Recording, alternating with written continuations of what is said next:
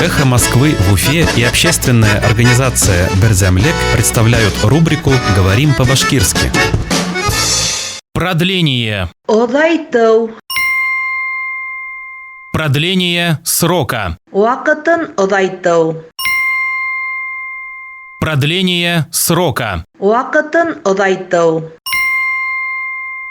В Москве состоится суд по продлению срока содержания под стражей Лилии Чанышевой. Лилия Чанышеваны һаҡ аҫтында тотоу ваҡытын оҙайтыу буйынса Мәскәүҙә суд була.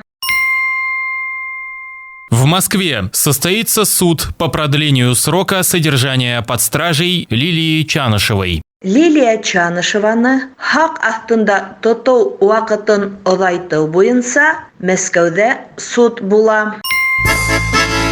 «Эхо Москвы» в Уфе и общественная организация «Берзямлек» представляют рубрику «Говорим по-башкирски».